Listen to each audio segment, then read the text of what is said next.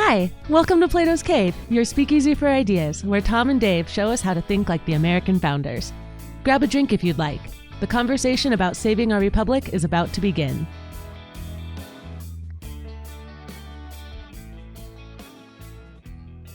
Tom, it's October of an even year. You know what that means? Yeah. We're about a month out where we've entered the month preceding a major election. This time it's a midterm election. Oh man, I thought we were going to talk about Halloween, Dave. Well, you love Halloween. You know what my favorite thing about October has always been until a handful of years ago? What's that? Baseball playoffs. Yeah, it's true. And now it's no longer like October isn't baseball anymore. The World Series doesn't happen until November, which is really weird, right? You're in the heart of football season, hockey season, basketball season have all already started yet. Baseball should be, it's interesting. Wrapped up. I haven't even paid attention to the dates. But, the playoffs are different this year. They have this extra wild card series that happens before the division series and the I don't like it. Yeah, so I didn't even look at the dates of the World Series, but it's got to be in November. Well, it's been in November the last few years, ever since they added, I think either the first wild card team or even definitely when they added the second wild card team and pushed it to November. It's not baseball weather.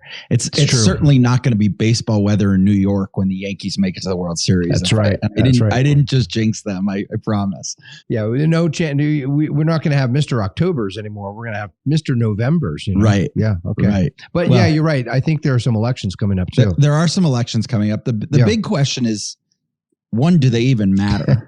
And I do want to talk about that. But I think there was a Facebook conversation I got pulled into by a couple of our members the other night. And I thought it was worth at least bringing up because we talk so much in the Vino Veritas Society about the pitfalls, the dangers, the problems with government central planning. Yeah. In fact, we've talked a lot about the ideas of central planning from the Vino Veritas Society standpoint. Mm-hmm. What we try to very much centrally plan what a chapter meeting looks like. And we've had to really think through what does central planning look like from a business standpoint. Right. Because some people, they didn't like elements of the plan. And they said, we want more flexibility within our chapter. We want to do different things, run our chapters different ways. Right. And so, this has been a learning process going through this. And one of the things we were reminded of, there are places, there are times when, in circumstances, when central planning makes sense, and there are times when it doesn't. Right. Well, one of those times is war. We've talked about that quite a bit, right? That it's the one time that you can't start questioning leadership. And that goes back to another word, right? We've talked about how the founders saw the word leader from a political standpoint as a charlatan. Yeah. But more so in a leader was somebody in a military capacity. Literally had to, lead troops across a smoky battlefield, the chaos of actual battle. How do you get troops and materials and everything else from point A to point B? You need someone to lead the way. But it also makes the point, we who love freedom, we tend to emphasize the importance of individual liberty, individual choices, decentralizing things. We love out there in a market, in an economic market, when everyone is actually protected in their property, in their rights. In those circumstances, it's great to have competition, right? And one business tries to offer a product or service one way, and then other people can compete and say, hey, we're going to do something different, or we're going to offer something different, whatever it is. That kind of competition and individuals being creative and trying things on their own, it really is it's the engine of productivity. It's a source of great creativity. It's a source of great diversity in the real meaning of it. So we have different things to choose from. But then you think of a realm, something like war. I mean, imagine you're a general. Imagine you're the president of the United States during World War II, or even worse. Imagine you're Winston Churchill during World War II, and you have Nazis raining down bombs every night on your cities. Like you have to do something. You're going to die if you do nothing. Doing nothing is synonymous with death. You have to do something. The question is what? What do you do when you are outgunned, outmanned? I mean, the Germans had put all this technology into rockets. I mean, they were this close to perfecting these rockets that would just, they wouldn't even have to send pilots up into the air, right? They could just shoot these rockets over and destroy England and other enemies. And so the point is, you need a plan. You need a strategy. You have to sit and, right, some mind or maybe a group of minds has to think, okay, what do we have? What resources? We have these ships, these battleships, we have these planes, we have these bombs, we have these soldiers and these tanks. Here's what we have. So how can we most effectively combat Nazis, right? And defeat them? In that situation, you can't say, hey, everyone in the military, go do what you think is best. Go attack where you want, when you want, if you want, right? You actually need some kind of plan. A similar thing happens in the realm of business, right? If you're a business, you have a business plan, you have a business strategy, you have a brand that the business wants to get out to the world, and everything that business does, from the way it sells to the way it markets to the way it interacts with the rest of the world, is all trying to reinforce this brand. There's a strategy. There's a central plan. You can't have a sales staff and say, hey, go sell however you want, whenever you want, and for whatever price you want. For whatever price, right? There has to be there are places and situations where central planning makes sense, is absolutely required. So I was going to take this in a one direction, but I actually want to come back to that because it's a really interesting point. There are two ways to look at an election, right? Is an election war? It's not physical war, but it's two sides battling for power or presumed power. So is an election war, and therefore does it require a leader? And what happens when people are unwilling to follow that leader? Right. Or is elections just everybody put up your most decentralized, put up your best attempt and let's see what happens. The Facebook post I referenced earlier was somebody posed the question, should the Colorado Republican Party, who is going to figure out how to get better central planning in the Colorado Republican Party? And so the premise of the comment was that more central planning within the party would be good in terms of campaigning and trying to win elections. And presumably, I mean, most people would argue, that's really what it should be. We should have a strong central party who is getting out there and getting people to all campaign in the same way, advocate for the same ideas, fight for the same programs. And then you start to realize, well, that's not really going to work because all of these candidates have different beliefs, different priorities. It's very, very difficult to get everybody to buy in unless the party can offer a lot of benefits that outweigh that person actually running on what they actually stand for. And then when they run on something they don't actually stand for, what do you end up getting when they get into office? Well, let's contrast here. Just I think this will help clarify and illuminate this subject. We do have models throughout history. In fact, the very terms we're talking about right now are commonly used within totalitarian tyrannies. The Soviet Union had a central party committee, right? The committee of the central party. And that central party committee really it was the core of the entire government.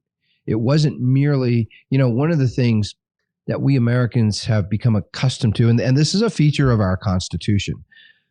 Even though the Constitution was not written specifically with parties in mind, and in fact, the founders warned against parties, they thought it was a bad thing. Nevertheless, one of the consequences of our constitutional structure of government is that once parties were created, it tends to separate parties from the government. The Central Committee of the Republican Party or the Democratic Party is not the same thing as the government, right? They each elect their own chairmen and board members and all in the party, those are not the same people necessarily who are United States senators or representatives or the president of the United States. Typically, they're not. These are separate groups of people. In many tyrannical regimes, they're the same. The party literally is the government. Having a high status in the party means you have a high status in the government itself. And so we see these things as separate. In tyrannical, authoritarian, totalitarian regimes, they're the same. And the way they solve this problem is they give commands from the central party. They say all the satellite offices of the party, here's what you're going to do. Here's your message. Here's how you're going to promote it. Here's the brand right here, down to the nitty gritty details. Here's how you're going to do it. And if they don't, well, they might shoot them, or they might haul them in and charge them with political crimes and put them in prison, or cut off their family from any kind of, they won't get food, or they won't get medicine, or basically torturing and killing is how they enforce their central planning. Sure. I was trying to get to that point a little bit, but I think in America, I'm going to use the Democratic Party as the example. They have figured out how to do that exact same thing without physical violence, without torture, they do it by using the media to ruin your life and your reputation. Yeah. Right. I mean, if you are a Democrat, if you're Joe Manchin, right, what has happened to Joe Manchin? Joe Manchin has gotten drugged through the mud by the media, and he could never win a Democrat election anywhere outside of West Virginia. Right. That's the type of candidate that a Democrat would. That's a type of Democratic candidate that would get elected in West Virginia. Right. The same way that a Donald Trump type candidate probably would not get elected in Colorado as a senator, right? I mean, I think you're onto something important here, Dave. I mean, you're right. The Democratic Party does not behave the way the central party of the Soviet Union did. Although I think there are some critics of the Clinton family who might beg to differ. But set those conspiracies aside. They do have one tremendous tool, a weapon. They can shame you in the media and destroy your reputation, really destroy your life in many ways. So this brings me to the other side of this, that I've been reading this book recently. I've been reading, it's called Race Crazy by an author named Charles Love. He's a podcaster. He's got a couple of podcasts out there. I think he even has a local radio show in his town. Love. Love. Okay. Love. Black man. Mm-hmm. Very, very intelligent. I mean, you could just tell as I'm reading this. It's a good book. It's a good book. My whole experience with branding and everything else. Yeah. I would have loved to have a branding conversation with him before he wrote the book. Sure. I don't know that the people who are going to read the book are actually the audience he wanted to read the book. The audience and the content don't necessarily line up. But he did do an entire conversation in one of the chapters about the decentralized model of Black Lives Matter, or the Organization for Black Lives, which is sort of the central planning organization.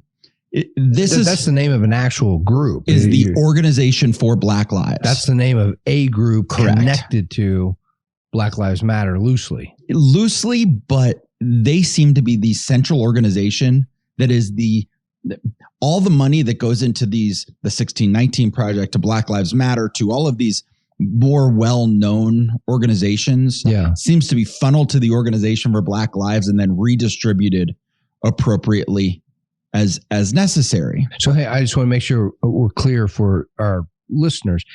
If I want to support Black Lives Matter, I write out a check to Black Lives Matter, mail it to them, whatever their address is. But that money doesn't necessarily stay with Black Lives Matter. Almost never does. Okay. It is funneled to different organizations, most commonly this organization called the Organization for Black Lives. Okay. And then they redistribute that money to a lot of different groups. He actually provides a chart. It's a PDF chart online. Mr. Love does. Mr. Love does. Okay. That breaks down all of the different funneling. What's interesting is there's a lot of conversation within the Republican Party right now about WinRed. WinRed was a fundraising platform developed by Garrett. I'm forgetting his last name. Garrett was the chief digital officer of the Republican National Committee, became the chief digital officer of the White House under Trump. And in 2017, Donald Trump went to Garrett and said, we need a competitor to what the Democrats have, which is called Act Blue. And he developed WinRed.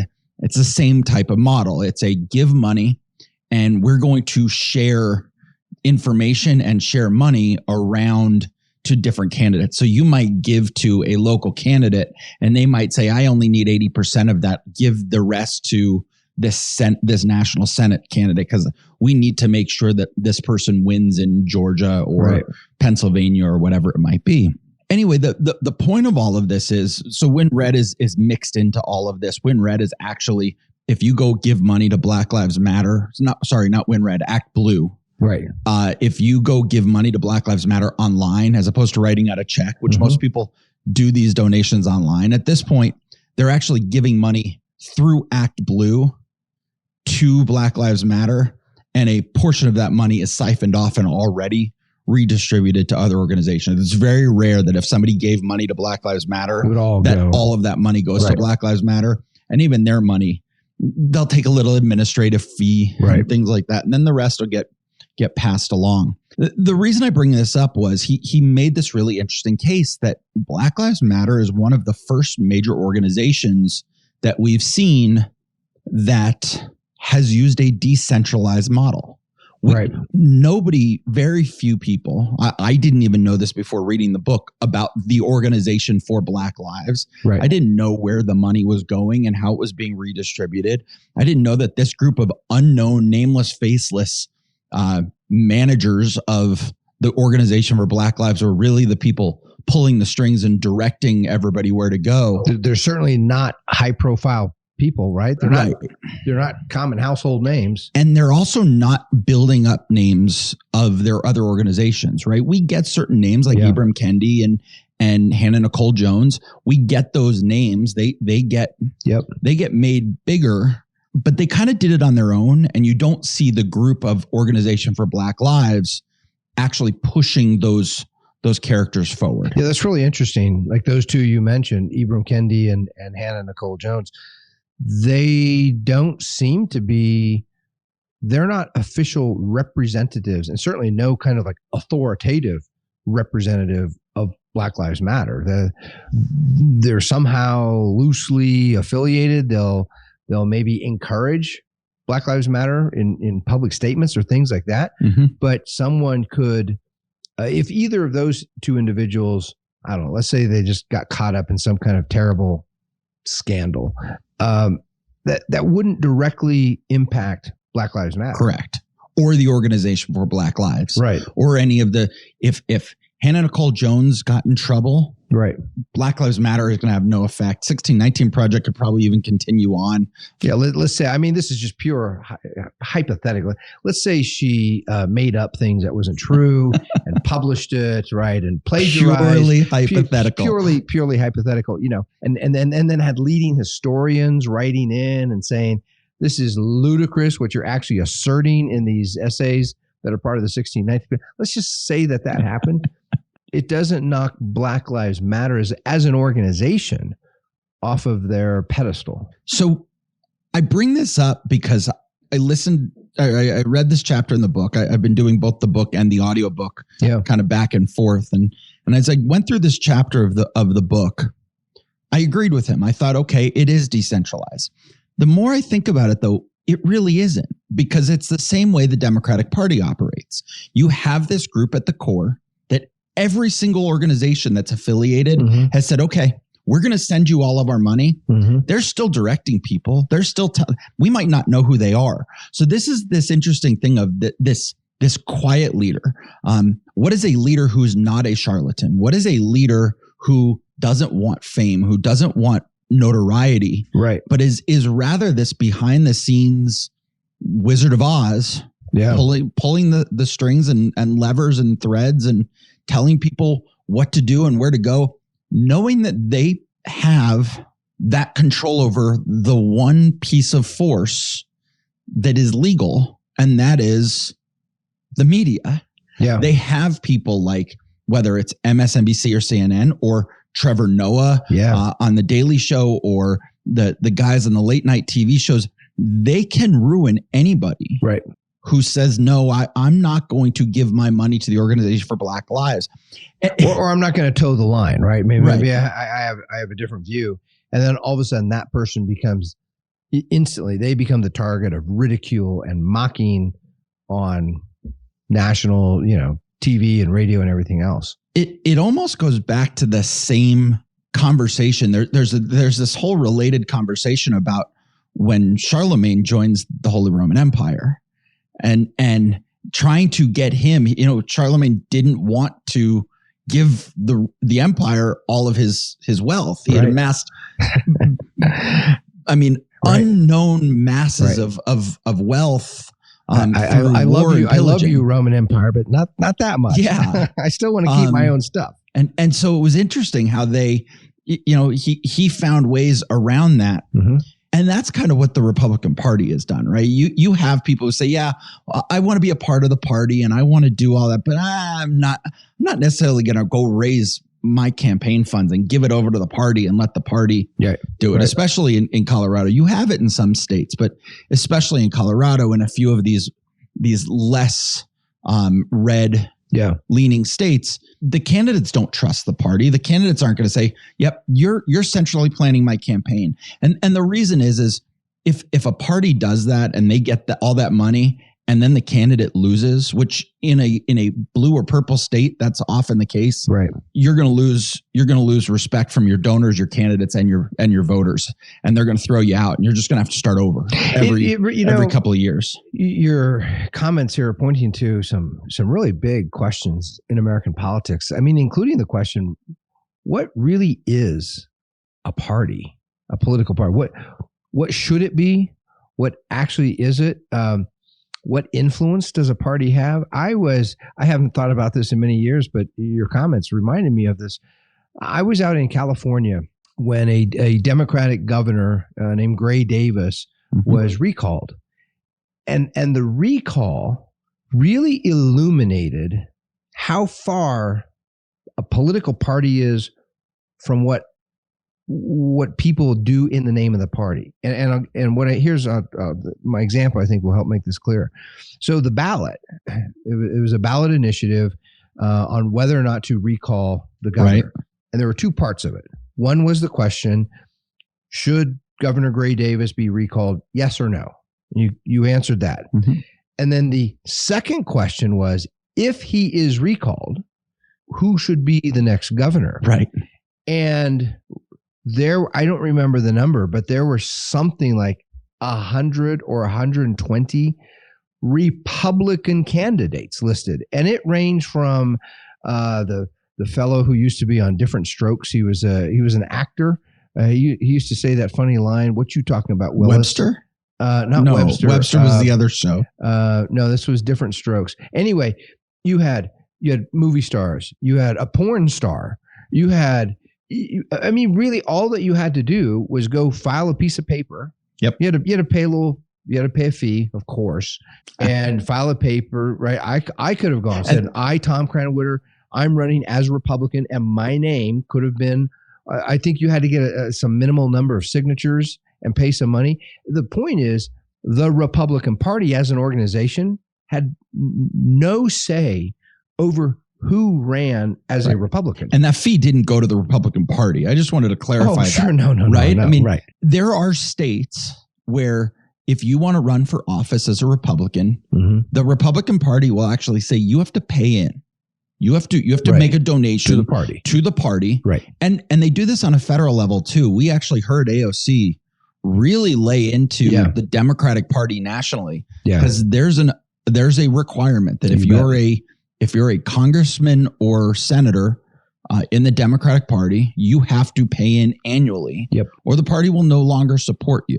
And then if you want to be on one of the top important committees in Congress, there's an additional, and I mean that gets big time. Like you got to pay millions of dollars, and that's why those types of politicians are putting on fundraisers all the time. These $25,000 dinners and things like that, because they got to pay a bunch of money to the party in order for the party to support their selection to a certain committee they want. The story you just told about Gray Davis, we just had the exact same thing happen in California 8 months ago, a year ago. I don't remember the exact timing, but it was within the last year with Gavin Newsom. There was a recall. And then the second question on the ballot was, if Gavin Newsom is recalled, who would you want? Gavin Newsom was also on that ballot. So they could have voted to recall Gavin Newsom and he still could have won. Yes. I think that the largest vote getter on that second question, and what was really interesting was the difference in votes, in votes cast for whether or not they wanted to recall, and then actually voting in the filling in a bubble on the second ballot. A lot of people didn't even fill out the second question. I don't want Gavin Newsom recalled, and I don't care who it is because I don't want him recalled. Which could prove a detriment had he been recalled. I believe Larry Elder was the leading vote getter. That could be right. So and he's, I think, planning on running for governor again. And back to these recalls again, it really does highlight the disconnect between a party and then what happens in the name of the party.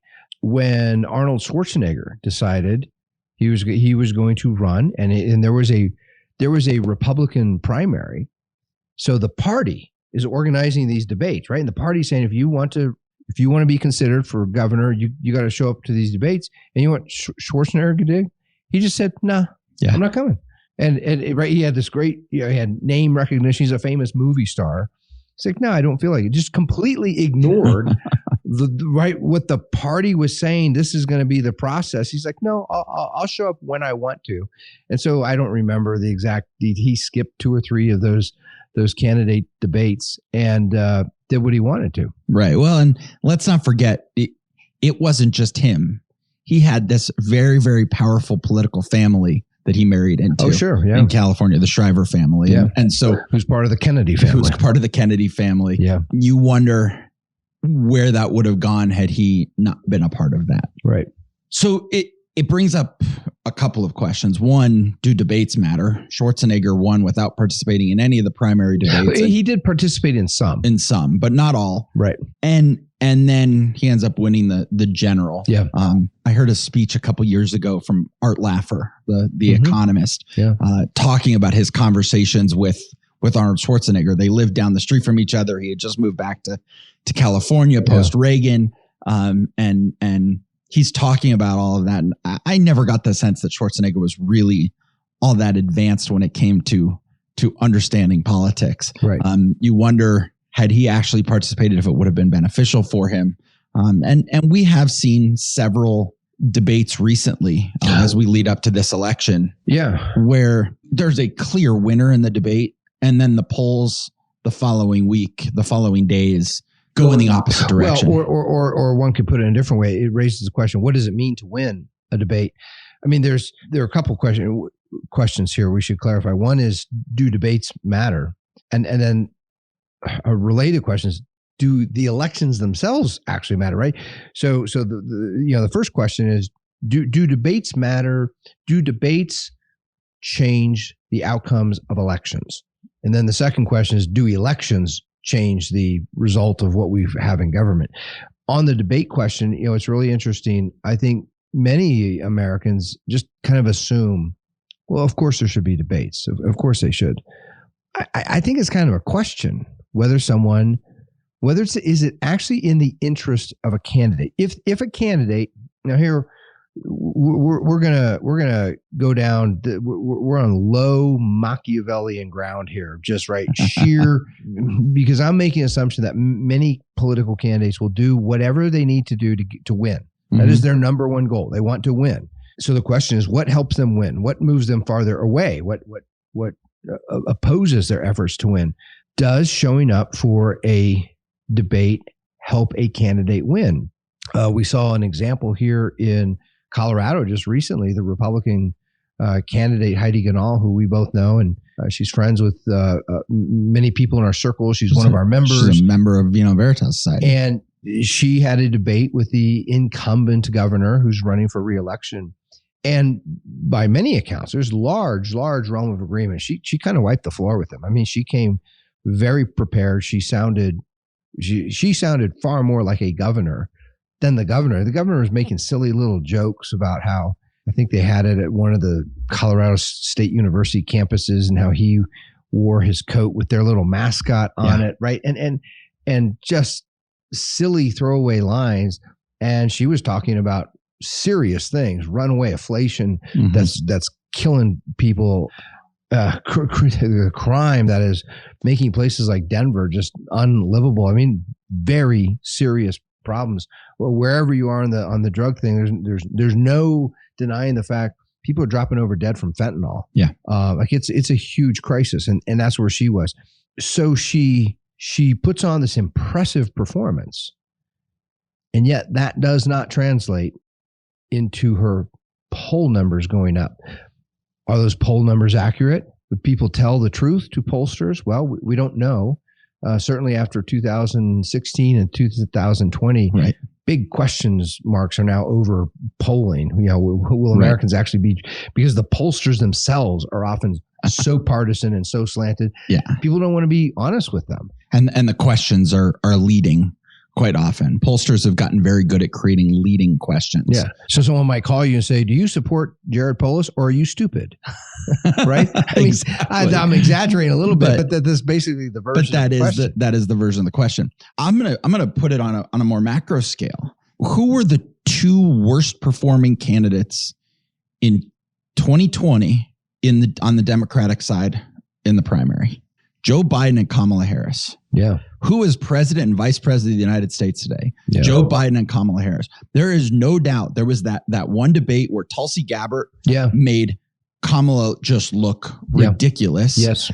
And the debate before that, Kamala made Joe Biden look ridiculous. Yes. So how do you have, I mean, there was not another candidate. Now there were candidates on there that were talking about the moon and astrophysics and all of these. Right. The moon is aligned with Saturn, and which means I should win the debate and I should win the election. I mean, there were those candidates on there, but when you're talking about the serious candidates, I don't think there's any argument that the two worst performing candidates in the debates in the Democratic primaries were Joe Biden and Kamala Harris. Yeah, I want people to think about this. Debates can serve different purposes. One of the most famous debates in history takes place in the pages of the most famous philosophy book, Plato's Republic. Mm-hmm. It's a big, long debate.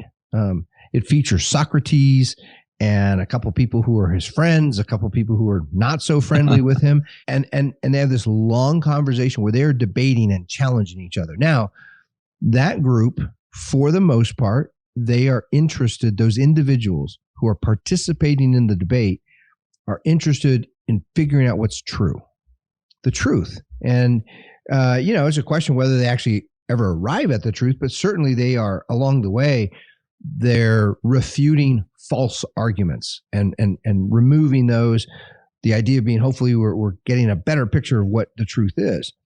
So a debate can serve that function of trying to figure out what the truth is, but for the purpose of attracting more voters or more donors or more supporters, it's very unclear whether a debate, even a good performance in a debate, translates into that. We have, one of the most famous examples in our own American history is a very unique, in a way, these guys pioneered what came to be known as political debates. That's Abraham Lincoln and Stephen Douglas. Nothing. Here's one curious little historical artifact people forget. Back then, this was prior to the 17th Amendment. The 17th Amendment gave us the direct election of senators. Mm-hmm. Back then, in 1858, when those two debated, state legislators selected the senator. Right. The ordinary citizens didn't vote. And yet these two candidates for the United States Senate were out debating in public venues. And Lincoln, the performance of Lincoln in those 7 debates, it is magisterial. It is one of the differences between the two.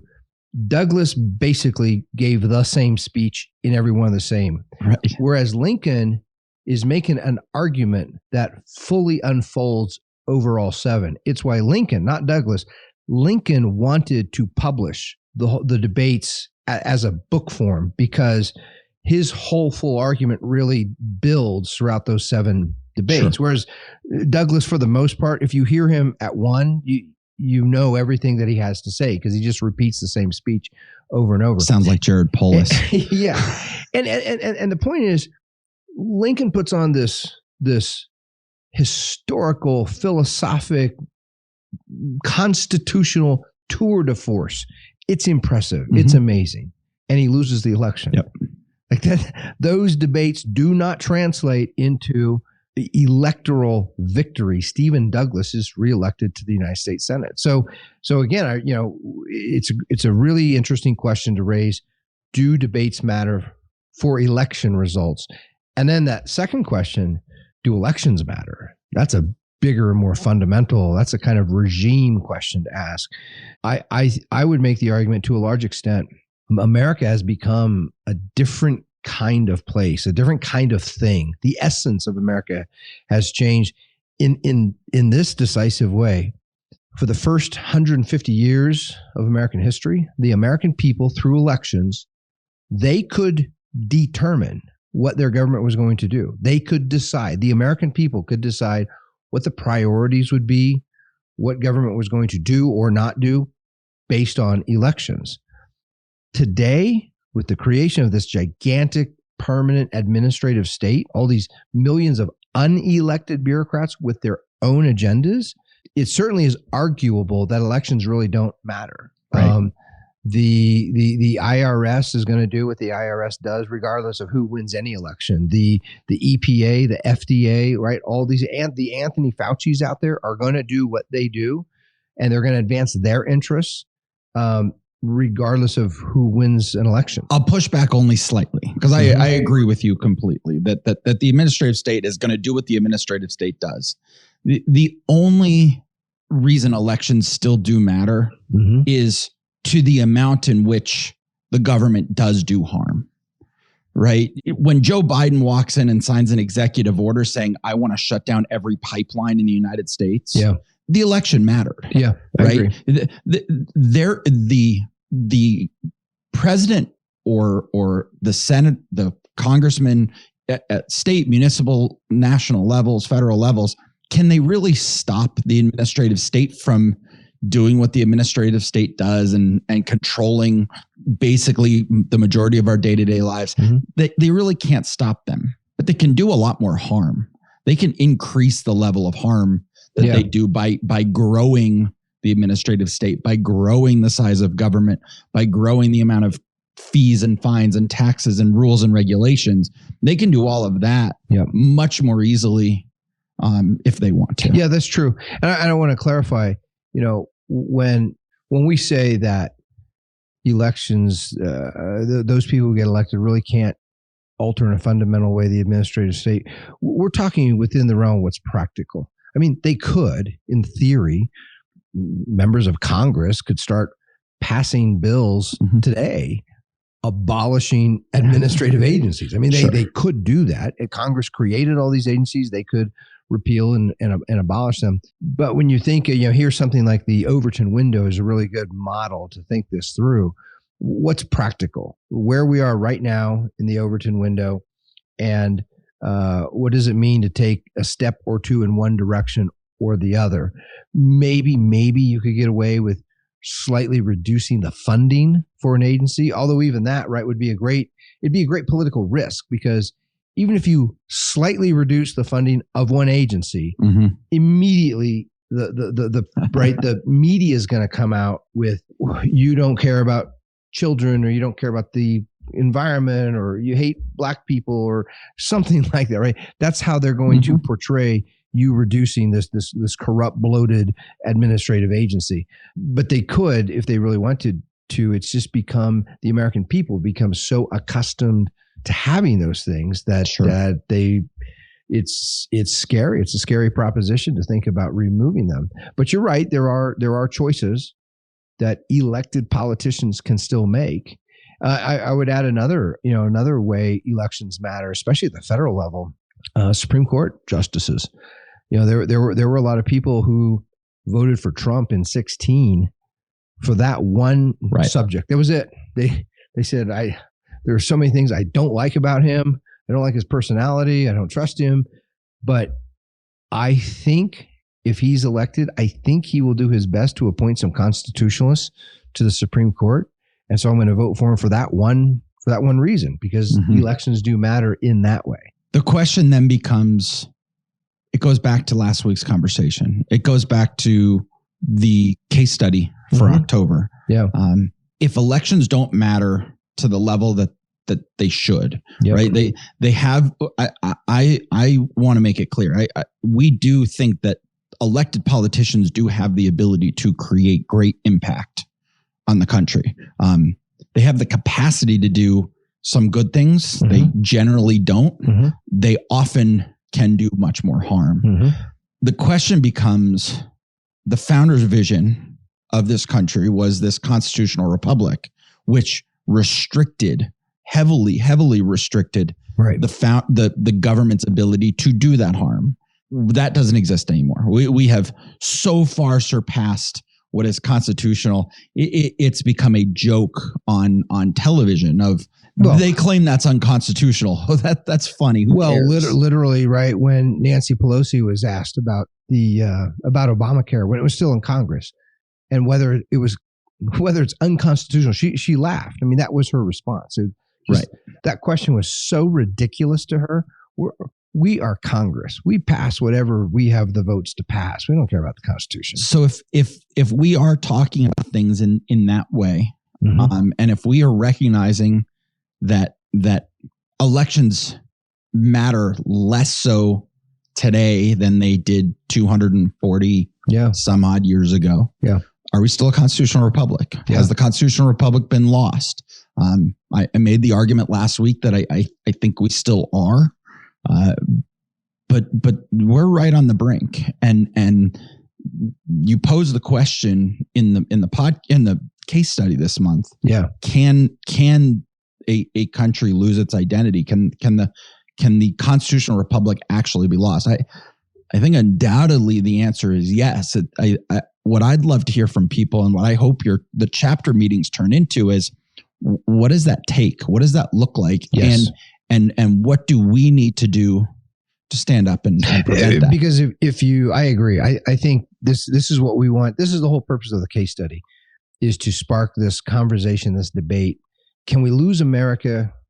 Not by an overt act of conquest or just physical destruction. I mean, those are possibilities as long as we have a strong military. Hopefully that won't happen.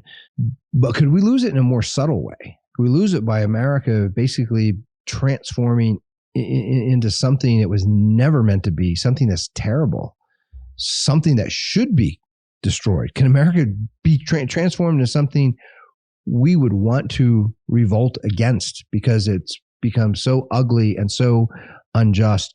And if we talk through how that would happen, maybe we can come up with some good ideas of how to prevent that from happening. We use a couple of interesting examples in the case study.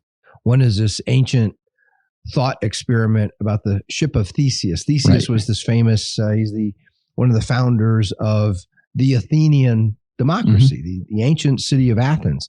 And he has this ship. And the legend was that the Athenians, to honor Theseus, they preserved his ship for hundreds of years. And once a year, they would sail around the Greek coastline. They would have festivities and celebrations. And so that ship, of course, was made of wood. As the wooden planks would get old and deteriorate, they would replace it. And so this ancient thinker, Plutarch, he raises this question: as those planks are replaced, eventually you replace everything. Right. is that still the ship of Theseus? Or is that basically a new ship? And then many centuries later, one of your favorite thinkers, Thomas Hobbes, the English political philosopher, he was reading about that. He found this to be just this great question of identity, like what makes a thing a thing? What makes Theseus's ship Theseus's ship? And he raised the question, so suppose when all the original planks are taken off and replaced with new wood, suppose someone collected all the old deteriorated planks and assembled them. Mm-hmm. You would now have two ships. One ship is all brand new wood. The other ship is all the old wood. Which one, if either, is the actual ship of Theseus? And this thought experiment of when a thing becomes something else, it can go in all kinds of directions. We see examples of it in history, in entertainment. One of the biggest movie series in the modern era, Star Wars, all revolves around a guy, Darth Vader. And the question is Darth Vader still Luke's dad? Is Luke's father in there? Can Luke reach him?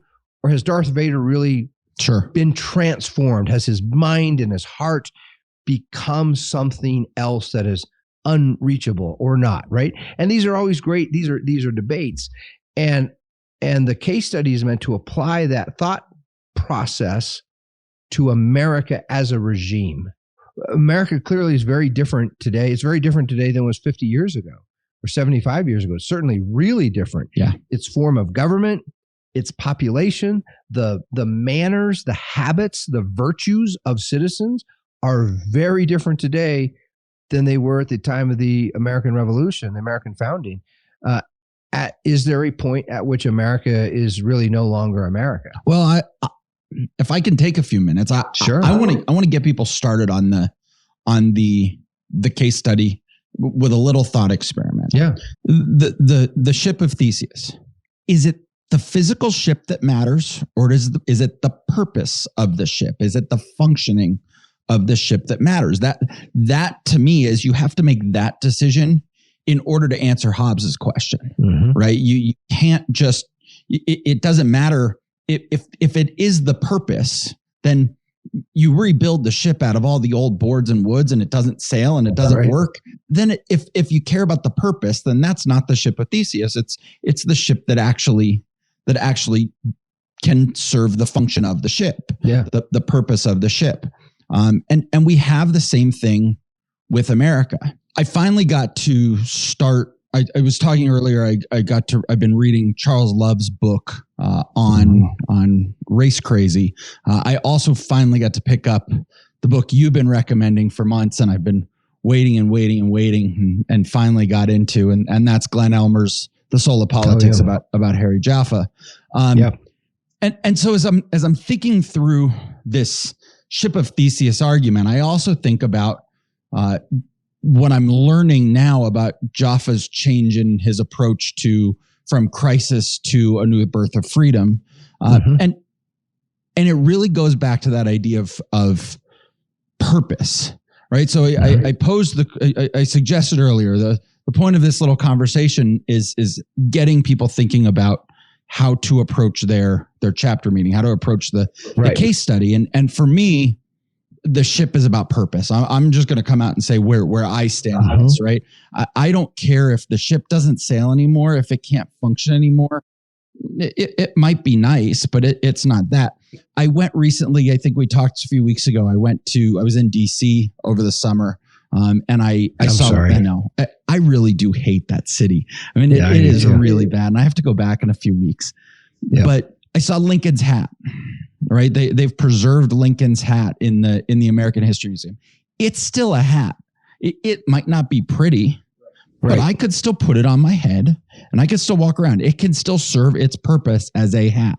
That ship that won't sail, it has no purpose anymore.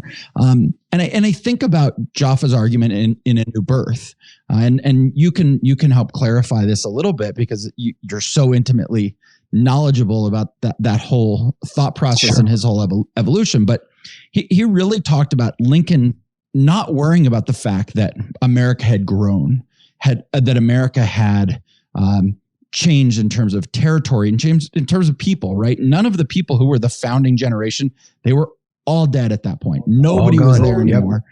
But he still saw the purpose of America. New Birth of Freedom explains how Lincoln saw the purpose of America. This idea, and it wasn't unique to America. It just happened to have occurred in America. It wasn't that America itself was this beautiful country. It was what America was founded on, and it still could be. And so he sees that same purpose there, and says we need to preserve that purpose. Am I getting that correct? Yeah, absolutely. I mean, this is a big subject here. I'll just generalize. This is still largely true. You could basically put scholarship on Lincoln into two camps. One camp, and this is the popular camp. One camp says Lincoln was a reformer, a refounder, that he remade America. He rejected the founding and remade America. That's how he got rid of slavery.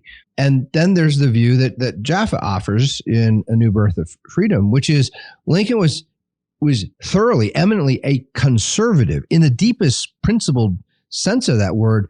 He was trying to conserve, to preserve the principles of the founding, which required the abolition of slavery. So slavery was incompatible with the principles of the founding in 1776, and slavery was still incompatible with the principles of the founding in 1860, 1863.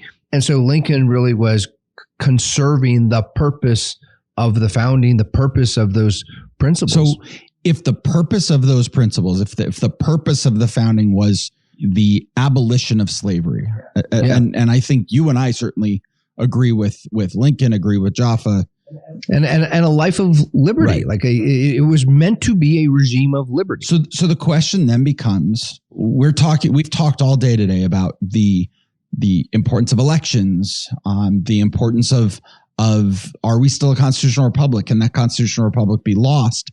I posed all of this because I want people to get past the idea that, well, the country's different, the people are different, the size of the country is different.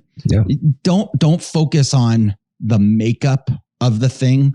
Focus on the purpose. At least for my, if I was sitting in your chapter meetings and I was participating in the conversation, my encouragement would be focus on the purpose. And if the purpose for Lincoln was the abolition of slavery, is the purpose today the abolition of the administrative state? It's really interesting. Charles Love brought this up in his book. We have a woman here running in the district we're sitting in right now who is a self-proclaimed abolitionist. Now, I don't know what she's claiming to abolish, other than it sounds like she's an abolitionist of the purpose of the United States. She wants to get rid of what she believes the United States is and remake it in her own image. And there seems to be this, according to Love, is she's not alone. I thought she was sort of this alone. She wants to be a refounder, a reformer. There is a large group who are calling themselves abolitionists out there. To me, an abolitionist today, if you want to be an abolitionist in the vein of Abraham Lincoln, the abolitionist today is the administrative state. Abolish the administrative state to recommit, not refound, but recommit to the ideas of the founding that really made the United States what it is, created the constitutional republic. And without that, I think you are right in your argument that the United States, whatever you want to call it, is going to be lost. We don't have time for this today, Dave. I'm just going to throw this out as a little teaser. Sure. What we've been talking about really points to the classical thinkers had a much broader, I would argue, a better way of understanding the nature of things. Aristotle famously offered 4 different causes. Any kind of thing, whether it's a physical thing or a regime or any kind of thing, it can be explained in terms of its efficient cause, its material cause, its formal cause, and its final cause. And I think what you're talking about purpose, the purpose of a thing, that's the highest meaning of causation, the final cause. What is a thing's actual purpose? And it's a way of understanding the nature of a thing, what a thing is, that I think adds a lot of insight. So we might have to dig into a little bit of Aristotelian epistemology next time, and we'll kind of unpack what that means. But I think it will add light to this question. I think you're right. I think it's important. And when we talk about ourselves as the guardians, I mean, it's that purpose. It's that final step. It's that purpose that we're guarding. It's not. I don't care about the physical land. I don't care about all. It's the purpose of the thing. That's what we're trying to guard. We don't have to dress like the founders dressed, right? We don't have to wear the same clothes and hats and wigs, powdered wigs, but we should be devoted to the same cause of liberty. Right. So with that, we will continue to guard the American idea, guard the purpose of America. No sumos custodes.